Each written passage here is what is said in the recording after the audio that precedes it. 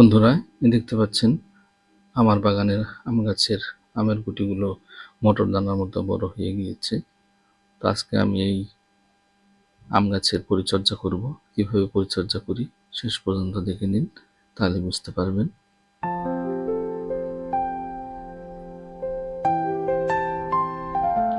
বন্ধুরা, সবাইকে স্বাগতম জানাই মুশফিক অর্গানিক গার্ডেনে। নতুন বন্ধুদের কাছে আমার আবেদন রইল, আপনারা আমার চ্যানেলটিকে সাবস্ক্রাইব করে নেবেন এবং নোটিফিকেশনের জন্য বেল আইকনটি অবশ্যই প্রেস করে নেবেন, যাতে করে নতুন ভিডিও আপনাদের কাছে পৌঁছে যায়।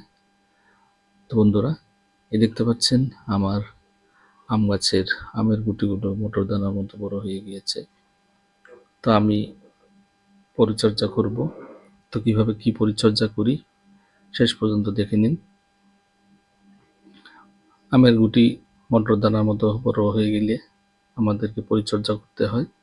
তো এর আগে আমার একটি ভিডিও দেওয়া আছে, সেটি ভিন্ন পরিচর্যা।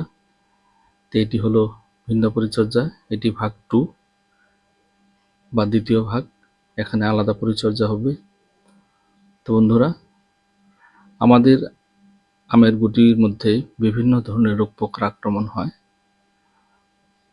সেটি হলো যেমন প্রথম ছত্রাক আক্রমণ করে, তারপর পোকার আক্রমণ হয়। ছত্রাক যেমন অ্যানথ্রাকনোজের আক্রমণ হয় এবং পোকা যেমন ম্যাঙ্গো হপারের আক্রমণ হয়, সেটি একটি চোষক পোকা। তো এই দুইটি পোকা বা ছত্রাকনাশক আর এই ম্যাঙ্গো হপার আমাদের এই আমের গুটির মোটার মধ্যে আক্রমণ করার ফলে আমাদের গুটিগুলো ঝরে পড়ে যায়, বোটাগুলো কালো হয়ে নষ্ট হয়ে যায় এবং গুটিগুলো ঝরে পড়ে যায়। তো আমরা কিভাবে এই আমের গুটিগুলো রক্ষা করতে পারবো তা নিয়ে আজকে আমি এই ভিডিওটি বানাতেছি এবং আপনাদের সাথে শেয়ার করতেছি। আপনারা ওইভাবে আপনাদের ছাদ বাগানে বা বাগানে আম গাছের পরিচর্যা করুন। আমের গুটি মোটা দানা হওয়ার মতো বড় হলে তো আপনারা অনেক ফলন পাবেন এবং আপনাদের গুটিগুলো ঝরে পড়বে না। দেখতে পাচ্ছেন আমার আম গাছের গুটিগুলো মটর দানার মতো বড় হয়ে গিয়েছে এবং কত সুন্দর অনেক গুটি সাইড হয়েছে।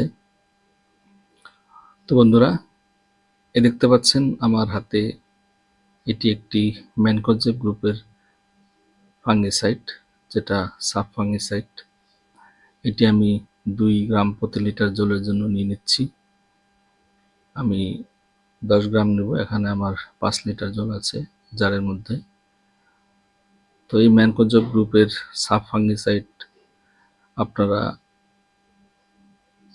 মটর দানার মতো বড় হলে গাছে প্রয়োগ করুন। গাছে প্রয়োগ করলে আপনাদের গাছের মধ্যে যে অ্যানথ্রাকনোজটি আক্রমণ করে, সেই অ্যানথ্রাকনোজের আক্রমণ হতে পারবে না, কারণ এটি আমরা গাছের মধ্যে স্প্রে করে দিলে গাছের মধ্যে একটি প্রলেপ বা আস্তর বা একটি লেয়ারের সৃষ্টি করে এই ফাঙ্গিসাইডটি। ফলে অ্যানথ্রাকনোজের আক্রমণ আর হতে পারে না, ফলে আমাদের যে আমের গুটিগুলো আছে সেই আমের গুটিগুলো ক্ষতিগ্রস্ত হয় না এবং ঝরে পড়ে না। তো এখন আমি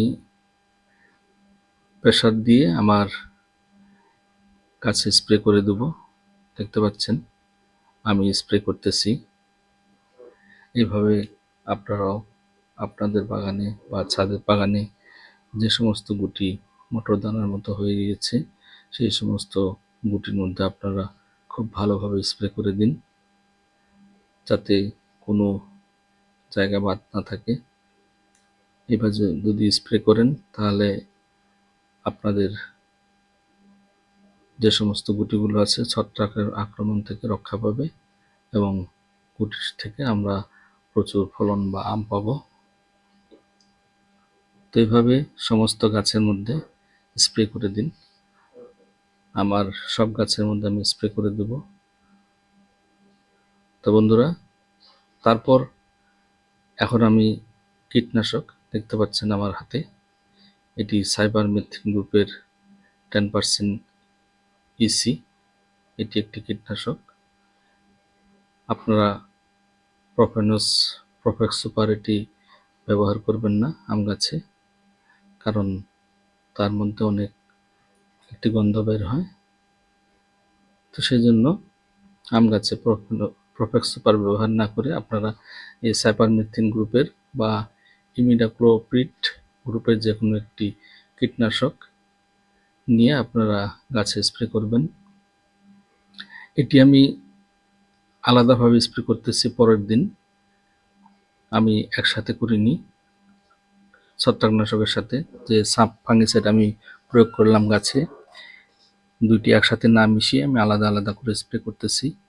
আপনারা ইচ্ছা করলে এই সাপ ফাঙ্গিসাইডটি আপনি স্প্রে করার পর বা ম্যানকোজেব গ্রুপের যে কোনো একটি ছত্রাকনাশক স্প্রে করার পর 1 ঘন্টা পরে আপনারা আরেকটি কীটনাশক প্রয়োগ করতে পারেন, সাইপারমেথ্রিন বা ইমিডাক্লোপ্রিড গ্রুপের। কিন্তু দুটি একসাথে করলে কেমিক্যাল রিঅ্যাকশন হতে পারে এবং আমাদের গাছের জন্য ক্ষতিও হতে পারে। সেই জন্য একসাথে মিশিয়ে না করাটাই ভালো। আমাদেরকে পৃথক পৃথক বা আলাদা আলাদাভাবেই এই দুটি স্প্রে করা ভালো। আমি এটি পরের দিন ব্যবহার করতেছি বা প্রয়োগ করতেছি। আপনারা ইচ্ছা করলে 1 ঘন্টা পরে স্প্রে করতে পারেন। দুইটি স্প্রে মধ্যে তফাৎ 1 ঘন্টা রাখবেন, 1 ঘন্টা পরে একটি করবেন, তারপর 1 ঘন্টা আগে একটি স্প্রে করে দিবেন। তো এইভাবে যদি আপনারা স্প্রে করেন তাহলে আপনাদের গাছের মধ্যে কোনো ক্ষতি হবে না। তো এভাবে স্প্রে করে যান, দেখবেন আপনাদের মুকুলগুলো যে সমস্ত গুটিতে সেট হয়েছে সেই সমস্ত গুটিগুলো আর ক্ষতিগ্রস্ত হবে না। সেই সমস্ত গুটি থেকে আমরা প্রচুর ফলন পাবো। তো বন্ধুরা, আমার ভিডিওটি কেমন লাগলো কমেন্টস মাধ্যমে জানাবেন। যদি ভালো লাগে একটা লাইক দিবেন, বন্ধুদের সাথে শেয়ার করবেন। সবাইকে ধন্যবাদ জানাই আজকে ভিডিওটি শেষ করলাম এখানেই। সবাইকে ধন্যবাদ।